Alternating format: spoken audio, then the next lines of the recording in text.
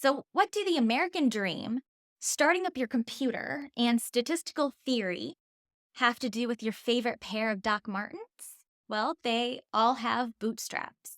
Stay till the end and I'll explain what I mean. But hi, my name is Amanda Jotty. Welcome to Rosie STEM, and today we're going to be talking about bootstrapping, and more specifically, the bootstrap confidence interval.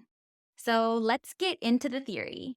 What is the basic bootstrap confidence interval? Well, we've talked about statistical inference in previous videos, and if you haven't seen those, I will link them here. But what we know is that there's some population that we're usually trying to learn about in statistics, and we want to know something about that population. We call that something a parameter. It's some numerical element that describes the population. For example, the average age or the maximum salary, something like that. But usually the population is something that is too large for us to actually measure. So if we wanted to know the average age of everyone in the United States, we would have to survey everyone in the United States. And that's not really a population that we can survey all of. So instead, what people will typically do is they will take a sample. So a sample is just a piece of the population. So here we took a sample of our population, and this is all of the data that we know. So we know the ages of these people. And we can calculate whatever it is that we're interested in, like average age, maximum salary, on this sample. And that numeric element is going to help us try to estimate the thing we actually care about.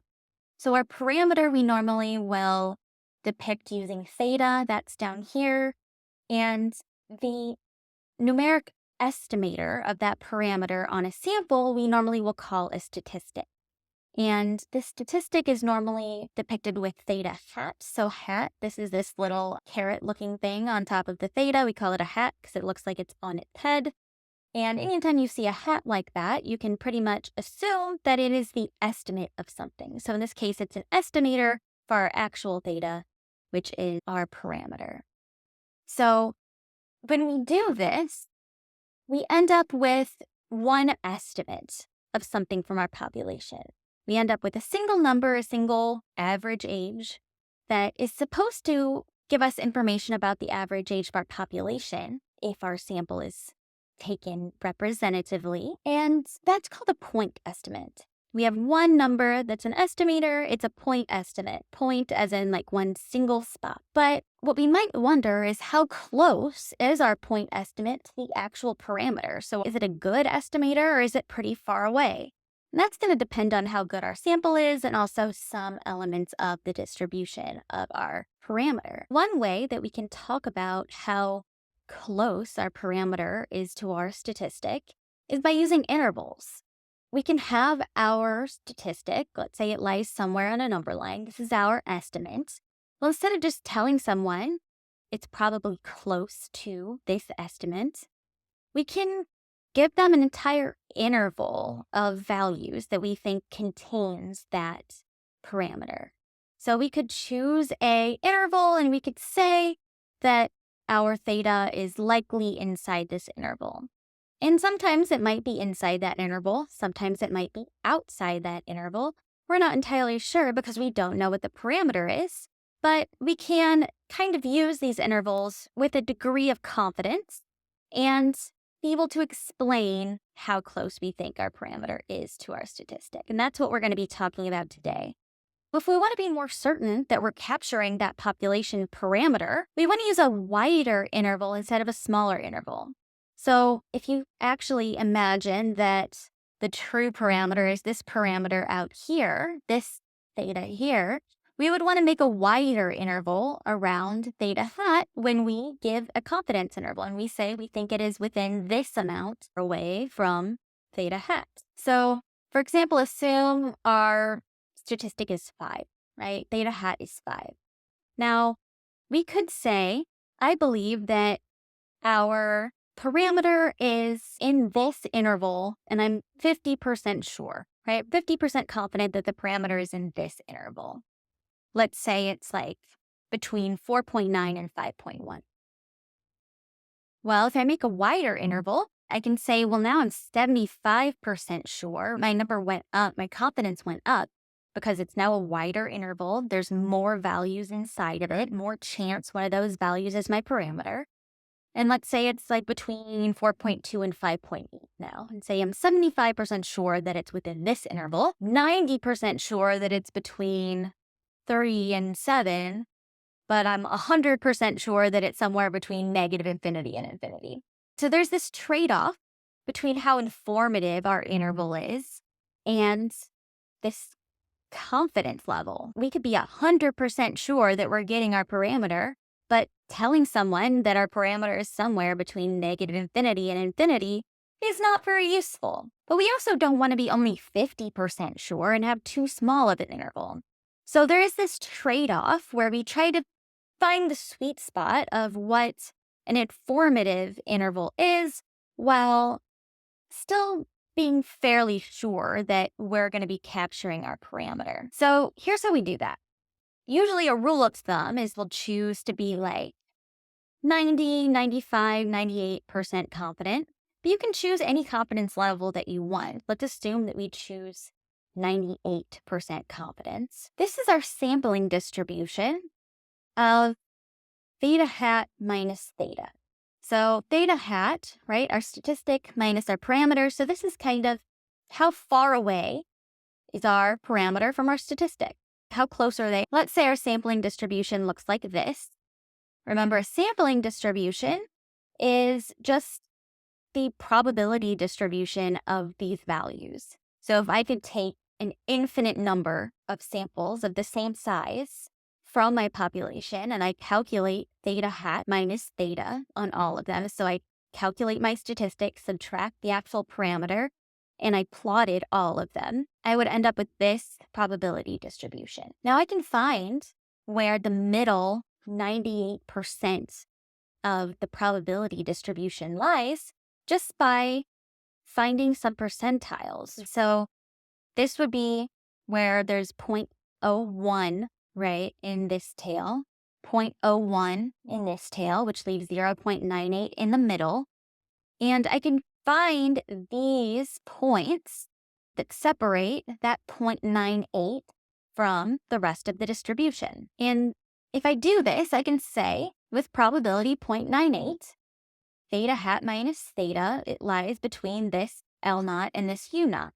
That just comes from probability distributions. There's 98% of the probability in this portion of the distribution, and it's segmented using L naught and U naught here. Now, I can do a little bit of algebra, and now I can say that theta, our parameter, is between theta hat minus U naught and theta hat minus L naught. And this is nice because now I can actually talk about where theta is. And that's what I care about, right? I want to give someone information about what the parameter looks like. So I can give it this interval, say it's somewhere between theta hat minus this upper bound and theta hat minus this lower bound. We call that interval a 98% confidence interval. The 98% comes from this probability of what's in the middle, and we call it a confidence interval. So we are 98% confident. Now, one thing that I see students mess up quite often is when I put this on the board, they usually think that I have made a mistake, right? That the lower bound, the L, should be on the lower side of the interval and the upper bound should be on the upper side of the interval. I promise I did not make a mistake. If you actually do this algebra, you'll see you have to end up flipping the signs. So you have to divide by a negative. And that's what ends up putting the lower and upper bounds on other sides of the interval. So what does it mean to be X% confident? We said that we were 98% confident. What does that mean? Let's talk about this with an example. So let's say your boss asks you to calculate a 95% confidence interval for the average age of customers who buys products. And we haven't talked about how to actually calculate the confidence interval, but let's say you do calculate it and you end up with the interval of the parameter being between 25.6 and 40.2. How would you interpret this to your boss? You don't want to just tell him this is the 95% confidence interval. You have to explain to him what that means. So Usually I'll see students use a couple of different interpretations. The first one I see a lot is they will say that 95% of his customers are between the ages of 25.6 and 40.2. Now, this one seems like it would be a good interpretation of this, right? 95, so that's 95% of the customers, they're between 25.6 and 40.2. However, it's not exactly correct. So this is not saying that 95% are actually between there. We're not looking at raw ages. We're looking at the average age of a customer. So this isn't individual customer ages. So this is not correct. Now, the next one that I hear a lot is that there's a 95% probability that the average age of the customers is between 25.6 and 40.2. Now we are talking about average age being between 25.6 and 40.2. The issue is there isn't a 95% probability of the average being in there. 95% probability implies that the average age of customers is a random variable. To talk about probability, we have to talk about random variables, which are variables that can take on different outcomes. That would be assuming that the average age of customers could take on different possible outcomes. But really, the average age of customers, that's our parameter, it's one particular value, not a random variable. There is an average age of customers that exists, we just don't know what it is, but it is fixed. So there isn't a 95% probability that it's in there. It's either in there or it's not in there. So this is actually also not a correct statement. What you could say is that about 95% of the intervals constructed like will include the true average age. Now, this feels a little bit odd to say, but it has nothing to do with 95% probability, right? We started with probabilities, but then we manipulated those formulas using algebra, so we're no longer in the realm of probabilities. But if we took a bunch of different samples and made a confidence interval using each of those different samples, 95% of those confidence intervals that we make would actually include the true average age. So if I made 100 90% confidence intervals, I could expect 90 of them to include the true parameter. 90% of 100 is 90. We could expect 90 of them to actually include that parameter.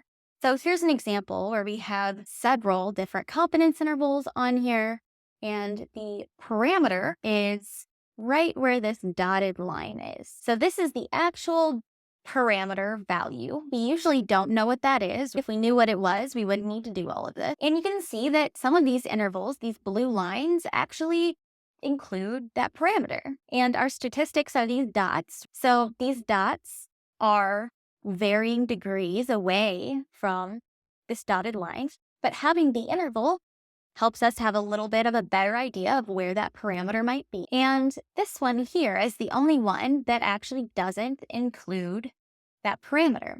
Now, we don't know if the interval that we created is one of the ones that is going to include the parameter, but we can say 90% confident. To calculate that confidence interval, we need to be able to plug things into that formula. And to plug things into the formula, we need a sampling distribution of theta hat minus theta to be able to find our L naught and our U naught. But the problem is we don't have that sampling distribution. The steps would be we have to draw samples of the same size from the population, calculate their theta hat, subtract the parameter, plot that distribution, and then we can get the appropriate percentiles or quantiles that are going to allow us to have the 98% probability or 90% probability, whatever we choose, in the middle. But since we don't have access to the population, we actually can't get this sampling distribution. For one, we don't know the parameter, so we can't subtract it. And for two, we don't have access to actually draw these samples. We just have one sample. So what can we do? Well, this is where we get into the bootstrapping part of a bootstrap confidence interval. So far, we've just been talking about confidence intervals and how we calculate those. Now we need to do some bootstrapping. So we're going to do something impossible. We're going to make something where there once was nothing. So the term bootstrapping comes from the phrase to pull oneself up by your bootstraps. So if you're pulling yourself up by your bootstraps, you're trying to pull yourself up, but you're also standing in those boots, right? So you can't really pull yourself up by your bootstraps. But it was used as a phrase to mean like being self-made, coming from nothing and making something of yourself. So statisticians thought, okay, well, we're going to make something where there was nothing. So let's name our way of doing that the bootstrap method after pulling yourself up by your bootstraps. So how do they make something out of nothing? Well, we're going to assume that our sample is representative. So if you need a refresher on sampling, I'll put my sampling video right here for you to look at. But if we're assuming our sample is representative, we're assuming that we can treat it like an estimated population. It gives us a good idea of what the population looks like. So let's pretend for a little while that our sample is actually our population. So here, this is our pretend bootstrap world. We're going to treat this sample as our population, and we're going to treat our statistic, right, from our sample as our parameter for a while. Let's call it theta B for bootstrap, just so we don't get it confused with the actual real theta. Then, to get our sampling distribution, we can take samples from that sample, right? We're treating it like the population, so we're going to take a bunch of samples of size n from that sample of n values. And each statistic that we calculate on these samples, we're going to call theta hat, but we're going to call them theta hat and B for bootstrap, that we don't get them confused with our original theta hat. So we end up with a bunch of theta hat bootstraps taken from our original sample that's now our pretend population. Now we have to make sure that we're sampling with replacement here, not without, because there's n things in our sample and we are sampling n things from the sample. So if we don't do it with replacement, imagine we have 5 marbles in a bag and I have to choose 5 marbles out of that bag. I'm going to be choosing the same exact 5 marbles every time. So all of my bootstrap samples would look exactly the same. All of my statistics would look exactly the same. And I would end up with a sampling distribution that's just one big long bar on a histogram. So if you end up with a sampling distribution that has one tall bar on a histogram, the first thing that you should think is, did I sample with replacement? I have a lot of students that will make that mistake. So now we have all of those statistics. We can take those statistics. For each one, we subtract our theta B, right? That came from this original sample. It's our actual statistic that we're treating as a parameter. And we can draw a whole distribution. We've got this distribution. Now we can look for this L and this U that separates this 98% from the rest of the distribution. We can find these percentiles or these quantiles. And once we've done this, we have the thing that we needed to make our confidence interval. The thing that we didn't have was our L naught and our U naught. So here we have the estimates of L naught and U naught that we've gotten from doing this bootstrapping. So we have everything that we need to make our confidence interval, which means we can leave this bootstrap world where we're doing all of this pretend and come back to reality. So now we have estimates of our upper and lower bounds. We can plug those into our confidence interval equation. Since we are back in reality, theta hat is our estimate from our original sample. It's not one of our theta hat B's from our bootstrap sample. It's our original theta hat that we were pretending was a parameter.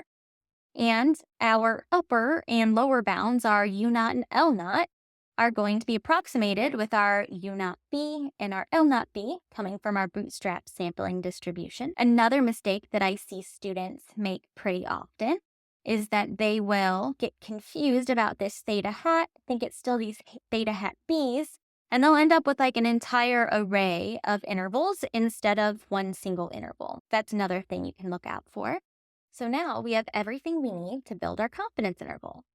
All right, so that is the theory behind Bootstrap confidence interval. In the next video, we're going to be doing some examples of how to calculate one using Python. So if you're not familiar with Jupyter Notebooks and using Python inside of Jupyter Notebooks, I do have a video on that I will link here. I promised you that I would explain how the American Dream statistical inference and starting up your computer have bootstraps, just like your favorite pair of boots?